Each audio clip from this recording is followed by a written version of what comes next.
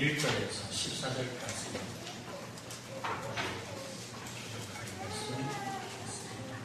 요한복음 6장 1절에서 14절.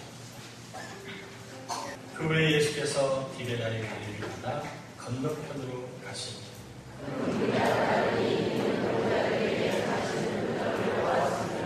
예수께서 산에 오르사 제자들과 함께 거기 앉으시니 예수께서 눈을 들어 큰 무리가 자기에게로 오는 것을 보시고 빌립에게 이르시되 우리가 어디서 떡을 사서 이 사람들을 먹이겠느냐 하시니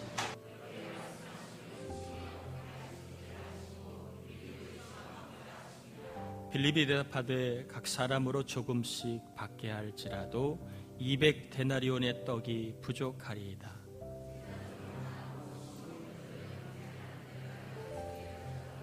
여기 한 아이가 있어 보리떡 5개와 물고기 2마리를 가지고 있나이다. 그러나 그것이 이 많은 사람들에게 얼마나 되겠사옵나이까.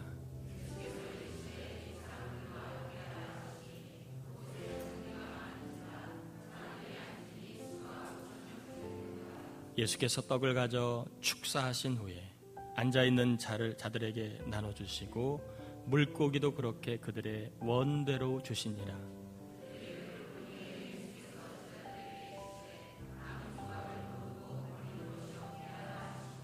이에 거두니 보리떡 5개로 먹고 남은 조각이 12바구니에 찼더라.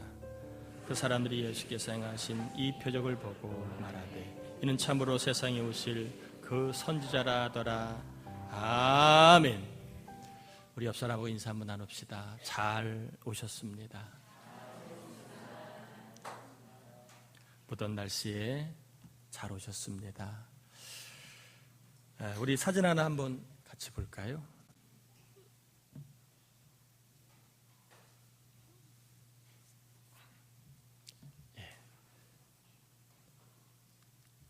뭐가 보이시나요? 사과죠. 그 다음 사진 한번 보여주실래요? 자, 사과 속에 씨앗이 몇 개가 있나요? 한 개의. 한 개의 사과에 씨가 몇 개가 보이시나요? 2개요, 2개. 하나가 빠져가지고 1개밖에 없고. 자, 저 씨앗이 한 사과에 2개가 들어있는데 그 씨앗 속에 사과가 몇 개가 있을까요? 3번째 사진 보여주세요. 넘어갔네 벌써. 사과 씨앗 안에 몇 개의 사과가 있을까요? 예?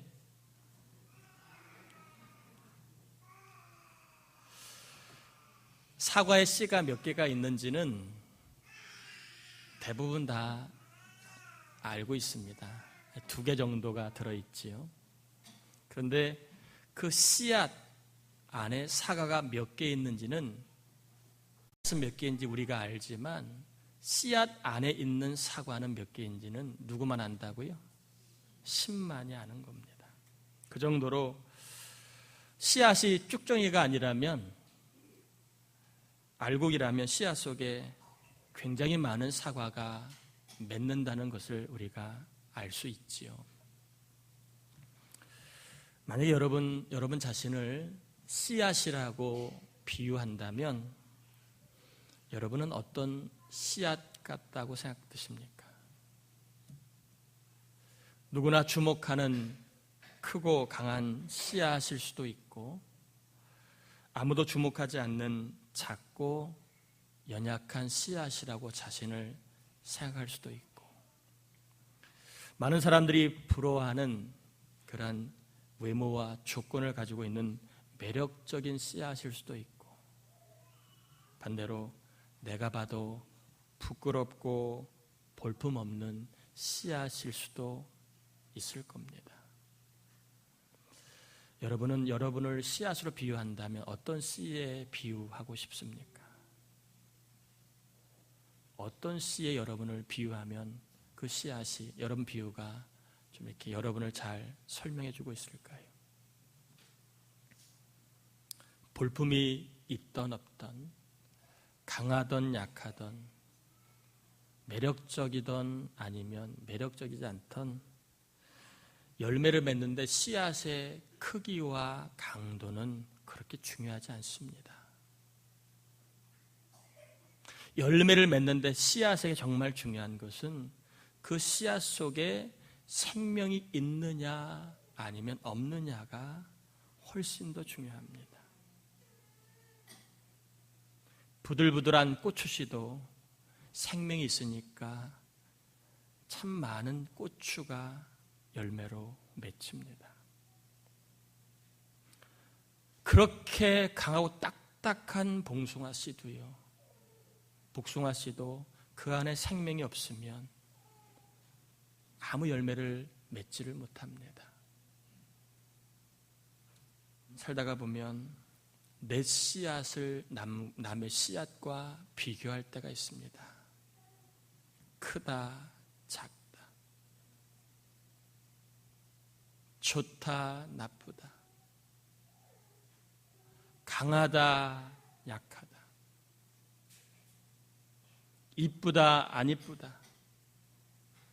우리의 씨앗들을 남의 씨앗과 비교하며 살 때가 많이 있는데, 저는 오늘 저와 여러분에게 하나님이 주시는 음성을 전합니다. 따라해 볼까요? 생명이 있는 씨앗이 되어야 거둘 열매가 있다. 어떤 씨앗이냐에 집중하기보다는 내가 지금 어떤 씨앗이냐, 자기 씨앗에 집중하기보다는 씨앗 속에 내가 생명을 가진 씨앗인가 아니냐, 그거를 보자는 겁니다. 세상 사람들은 다 자기의 씨앗들을 종류대로 크기대로 자랑합니다. 봐라, 나는 이런 씨앗, 봐라, 나는 이 정도야. 자기의 씨앗의 크기와 그리고 힘을 자랑하지만 우리 주님 오늘 우리에게 말씀하십니다. 열매는 씨앗의 크기와 외모에 있는 게 아니라 열매는 씨앗 안에 생명이 있느냐 없느냐라고 말씀하십니다. 특별히 오늘과 내일, 이달과 내달, 금년과 내년, 또 여러분이 나이를 먹어 혹시 힘이 없는 씨앗처럼 느껴질 때에도 열매를 거두기를 원하신다면 하나님의 음성의 귀를 기울이시길 바랍니다. 생명이 있는 씨앗이 되어야지 씨앗의 크기를 자랑하거나 씨앗의 강도를 의지하지 말아라. 여러분 축복합니다. 거둘 수 있도록 여러분의 씨앗이 이왕이면 생명 있는 씨앗이 되기를 축복합니다. 그래서 오늘 저는 생명 있는 씨앗이란 어떤 씨앗인가, 물론 사람, 성도로 씨앗을 바꿀 수도 있지만 그냥 씨앗으로 설명을 하겠습니다. 두 가지만 간단하게 전합니다. 생명이 있는 씨앗이란 어떤 씨앗인가? 첫 번째 따라해 볼까요? 기도하는 씨앗이다. 생명이 있는 씨앗은요, 기도하는 씨앗입니다. 반대로 죽은 씨앗은 기도가 없는 씨앗을 이야기합니다. 저는 여러분 안에 생명이 있기를 축복합니다. 사람들 부부지간에 생명이 없으면 대화가 없어요. 말이 없어요. 말이. 생명이 없으면. 그런데 생명 있는 사람은 주거니 받거니 말이 있습니다. 교회도 생명이 없으면 말이 없어요. 말이. 쓸데없는 말만 많아요. 정말 중요한 말은 없어요. 생명이 있는 곳에는 늘 말이 있듯이 생명이 있는 씨앗은 하나님과 대화가 있다는 겁니다. 다니엘이라고 하는 사람이 나옵니다. 실존 인물인데 다니엘은 이스라엘 사람입니다. 그런데 나라가 그만 힘이 없자 바벨론이라고 하는 나라에 정복을 당해서 다니엘은 바벨론의 포로로 끌려가 타향 생활을 어릴 때부터 합니다. 근데 워낙 재주와 총명이 많은지라 다니엘은 여러 가지 많은 불리한 조건에서도 바벨론 제국의 2인자의 자리까지 올라섭니다. 위로 올라갈수록 참 내공이 차지 않으면 넘어지기 쉬운 자리가 위로 올라가는 자리입니다. 말에 넘어지고 사람에 넘어지고 일에 넘어지는 게 그게 위로 올라가는 자리입니다. 다니엘이 2인자의 자리까지 올라가는 동안에 어찌 시기하고 질투하고 끌어내리려고 하는 사람이 없었겠습니까?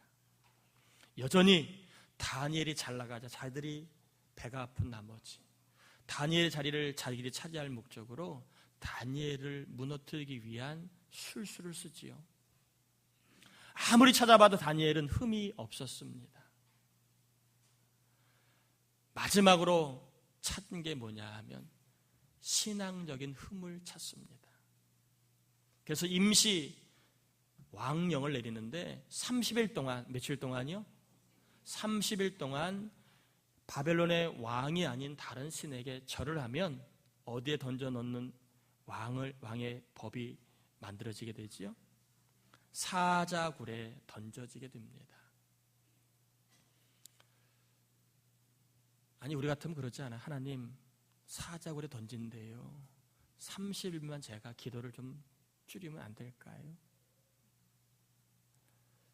아니 하나님 제가 그래도 기도하는 사람인데 어떻게 저런 법을 만들 수 있도록 내비두십니까? 저런 법을 만드는 놈들의 사지를 결박해서 묶어서 아예 그런 법이 만들지 말도록 않도록 하나님이 조치를 취했었어야죠. 이게 뭡니까? 그러면서 기도할 수 없는 조건과 상황을 둘러댈 수 있었을 겁니다. 다니엘은요, 한시법이지만 그 법이 만들어지고 절을 하면, 기도하면 사자굴에 들어갈 것을 알고도 뭐 했어요? 기도했습니다. 그것도 보란 듯이 창문을 열고 하루에 몇 번? 3번 기도했습니다. 무슨 의미예요? 기도한다는 얘기가. 왕이 절하고 기도하면 사자로 던진다는 것을 알고도 다니엘이 기도했습니다. 무슨 의미입니까? 마치 아브라함이 이삭을 잡을 때 하나님이 이삭을 살려주시겠다는 것을 알고 잡은 것과 똑같은 이치입니다.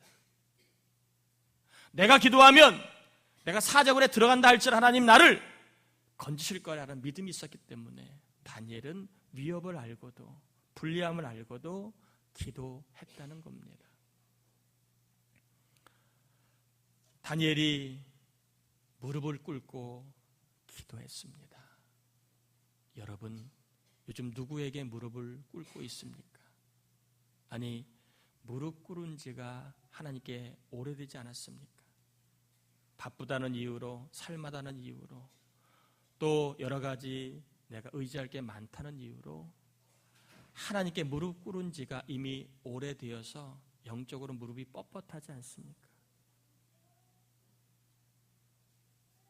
다니엘은요, 하나님께 무릎을 꿇었습니다. 무릎을 꿇었던 다니엘에게 하나님이 일을 하십니다.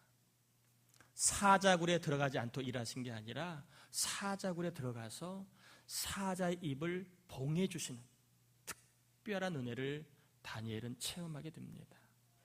저는 여러분을 축복합니다. 이왕 신앙생활하는 거, 하나님의 특별한 은혜들을 일상의 삶 속에서 많이 경험하시길 축복합니다. 이왕이면 하나님의 살아계심을, 사자굴에 던져진 다니엘, 하나님의 특별한 은혜를 체험하게 됩니다. 어쩌면 저나 여러분이 지금 살고 있는 환경이, 또 우리가 일하고 있는 상황이 사자굴인지도 모릅니다. 나를 보호해주는 사람보다는 나를 삼키려는 사람이 더 많고, 나를 지켜주는 사람보다는 내 자리, 내 것을 탐하는 사람이 더 많지 않은가요? 또한 내 것을 삼키려고, 내 인생을 삼키려고, 내가 이룬 것을 삼키려고, 내가 노력한 것을 허물려고 사자처럼 덤비는 사람들이 주변에 있는지도 모르겠습니다. 그리고 이 일 저 일, 이 사람 저 사람, 이 말 저 말, 이 문제 저 문제로 인해서 그나마 있던 내 믿음을 무너뜨리기 위해 마귀가 사자처럼 호시탐탐 나의 마음을, 나의 믿음을 노리고 있는지도 모르겠습니다. 베드로전서 5장 8절에 근신하라 깨어라 너희 대적 마귀가 우는 사자같이 두루다니며 삼킬 자를 찾나니. 남에게가 아니라 목사인 저에게, 예배하는 여러분에게 얼마든지 해당되는 이야기입니다. 삼킬 사자가 우리를 삼키려고 찾고 있다. 이런 상황에서도 하나님은 열매 맺는 삶을 살 수 있는 길을 열어주셨는데 바로 기도라는 겁니다. 생명 있는 씨앗, 즉 알곡신앙은 사자와 같은 환경에서도, 나를 삼키려는 사자 같은 사람들이 있다 할지라도, 내 마음을 무너뜨리기 위해 마귀가 영적 사자처럼 계속 공격해 온다 할지라도 생명 있는 씨앗은 뭐 한다고요? 기도하고 또 기도합니다. 피곤해도 기도하고, 의심이 들어도 기도합니다. 답답해도 기도하고, 속이 상해도 기도합니다. 기도하면 하나님은 은혜의 열매를 주시는 분이십니다. 기도했던 다니엘, 은혜의 열매를 거두게 됐지요. 사자의 입이 봉해지는 은혜의 열매. 온통 사방에서 우리를 삼키려고, 우리의 것을 빼앗으려고, 우리를 무너뜨리게 하려고 덤비는 사자들이 많이 있는 이 시대에 여러분, 그러한 환경에서도 하나님의 은혜의 열매들을 맛보시길 축복합니다. 기도하면 은혜의 열매들을 하나님이 맛보게 하십니다. 기도와 감사는 바늘과 실이지요. 이상합니다. 기도하는 사람은 반드시 감사를 하게 되어 있습니다. 기도하는 사람은 감사하는 사람이 됩니다. 이상합니다. 왜 기도하면 감사가 생기는지 몰라요. 부부지간에 싸워도 막 미우고 사내 못 사내도 기도하면 감사가 됩니다. 나 같은 사람과 결혼해 주니 감사하다. 내가 그동안 흠이 많은데도 나를 떠나지 않으니 감사하다. 기도하는 사람은 그렇게 지지고 볶았던 사람에게서도 감사할 게 있음을 발견하게 됩니다.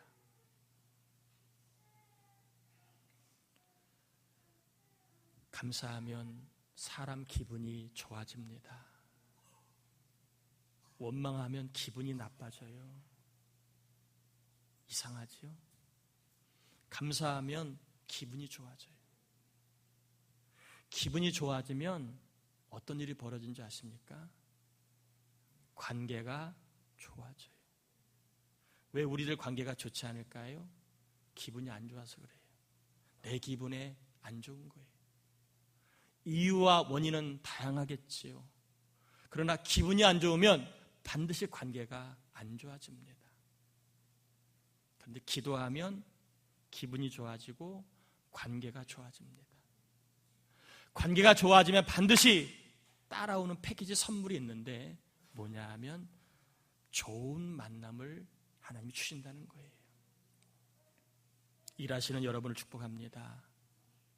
감사함으로 패키지로 오는 좋은 만남의 복을 받기를 바랍니다. 특별히 작은 사람에게도 함부로 대하거나 막대하거나 짜증내지 마시길 바랍니다. 감사의 마음을 갖고 대하시면 정말 저 사람이 나에게, 근데 그 사람이 언젠간 나에게 좋은 만남을 가져다 줍니다. 이걸 모르는 사람은 힘 있다고, 내가 좀 뭐가 있다고 말을 막 하고 사람을 막대합니다. 그래서 사람을 통해 오는 복을 본인이 걷어차게 됩니다. 저는 여러분이 감사를 통해 사람의 복을 불러오는 자가 되길 축복합니다. 일마다 작은 일도 감사합니다. 감사합니다. 감사합니다 하다가 여러분을 복되게 하는 사람의 복을 꼭 받기를 축복합니다. 좋은 만남을 통해 하나님은 좋은 일거리를 물어다 주시고, 좋은 만남을 통해 하나님은 좋은 일을 할 수 있는 결과를 주십니다. 그래서 여러분 기도하셔야 됩니다. 기도하지 않으면 내 육성이 나오게 되어 있습니다. 짜증, 잘난 척, 교만, 험담, 이런 것들이 나오게 되어 있어요. 그런데 기도하면 육성이 죽고 영성이 나오게 되어 있습니다. 여러분을 축복합니다. 기도하셔서 영성으로 사실래? 아니면 기도 없이 육성으로 사실래요? 여러분 육성으로 살아가기를 원하십니까? 아니면 영성으로 살기 원하십니까? 기도함으로 영성으로 살아가시다가 하나님이 주시는 좋은 열매들을 맛보시길 다시 한번 축복합니다. 우리 옆 사람에게 인사할, 우리 영성으로 삽시다. 오늘 영성이 왔으면 왜 자꾸 자기 이름 불러나 그럴 텐데, 여러분 다시 한번 영성으로 사시기를 축복합니다. 두 번째, 생명 있는 씨앗이 뭐냐? 첫 번째는 기도하는 씨앗이라면 두 번째는 희생하는 씨앗입니다. 오늘 본문의 주인공은요, 한 아이입니다. 이름도 기록이 되지 않을 정도로 그냥 무심코 지나간 한 아이입니다. 아무도 주목하지 않는 그러한 아이입니다. 그런데 이 아이가 뭘 했어요? 자기의 도시락, 한 끼 식사를 주님께 드렸습니다. 이 헌신을 통해서 어떤 일이 벌어집니까? 5,000명이 먹고 남는 일이 벌어집니다. 우리는 교회를 나오면 이거는 다 알고 있는 내용들입니다. 그러나 알고 있지만 체험했냐고 물으면 글쎄요 그럽니다. 여러분에게 한번 물어볼까요? 오병이어의 은혜를 체험해 보신 적이 있으신가요? 오병이어의 사건을 알지만 오병이어를 체험해 보신 적이 있으시냐고요? 내가 하나님 앞에 헌신할 때 하나님이 차고 넘치게 하시는 영적인 체험이 있으시냐, 이 말입니다. 저는 이러한 체험들이 앞으로 많아지기를 축복합니다. 예수님이 많은 열매를 맺으려면 희생이 필요하다고 요한복음 12장 24절에 이렇게 얘기합니다. 내가 진실로 진실로 너희에게 이르노니 한 알의 밀이 땅에 떨어져 죽지 아니하면 한 알 그대로 있고 죽으면 많은 열매를 맺느니라. 예수님도요, 열매를 기대하느냐? 먼저 뭐 하라고요? 희생하라고 얘기합니다. 열매를 원하느냐? 희생하라고 얘기합니다. 여러분, 열매는 희생을 통하여 얻는 법입니다.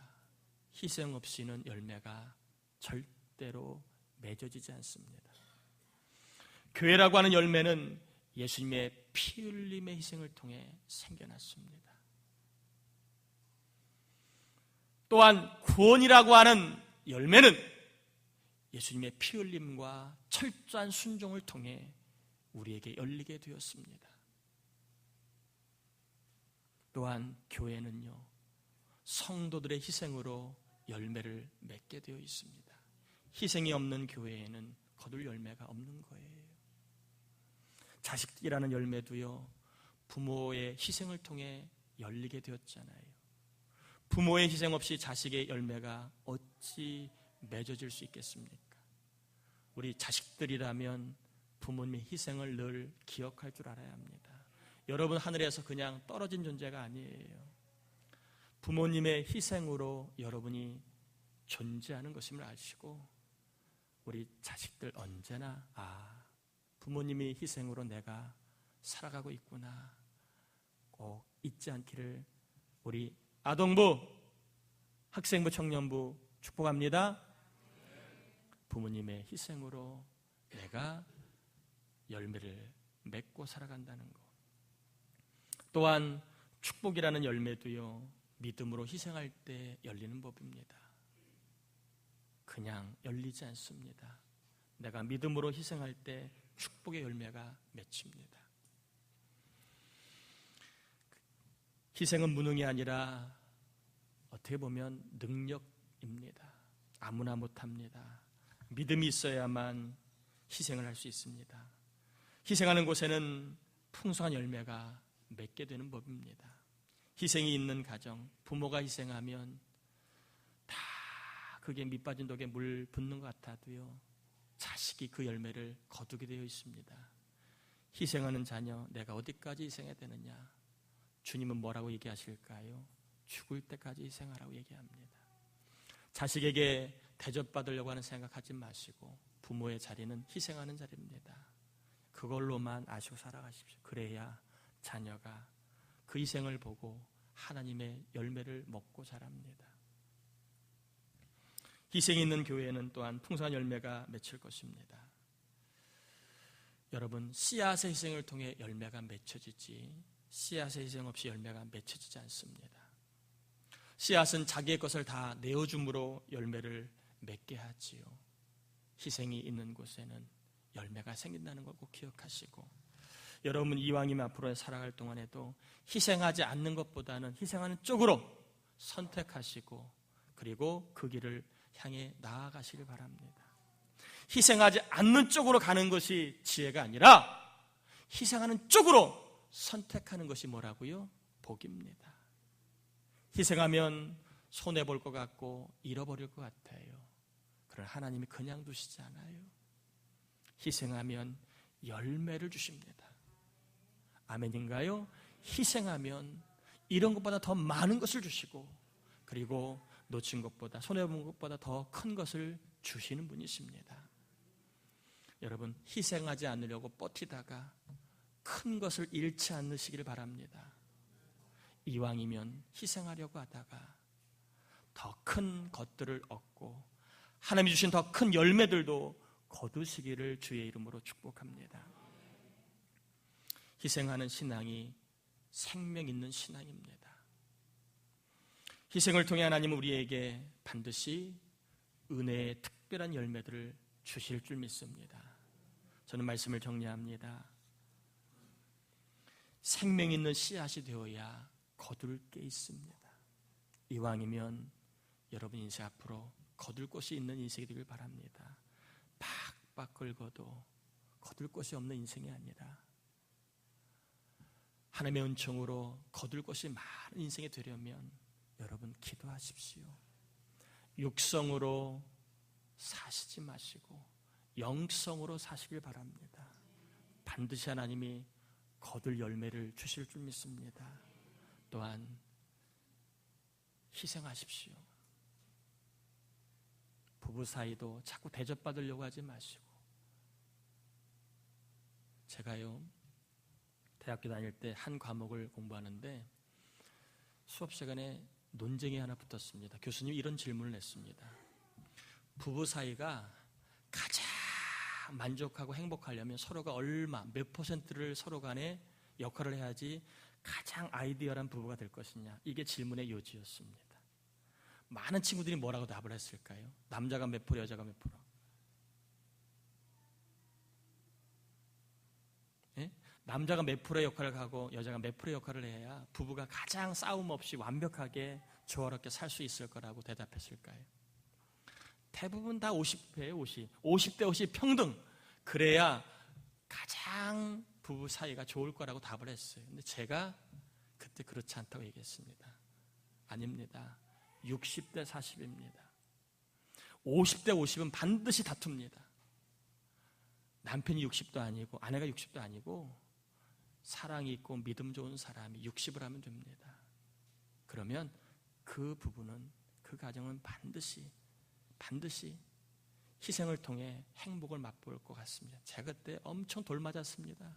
잘난 척 혼자 다 한다고 엄청 돌 맞았습니다. 대신 성적은 잘 받았습니다. 부부지간도요, 자꾸 50대 50 그러지 마세요. 평등 그러지 마세요. 힘 있는 자가 희생하는 거고, 믿음 좋은 사람이 희생하는 거고, 교회 오래 다닌 사람이 희생하는 겁니다. 내가 좀 더 가졌다면 희생하는 겁니다.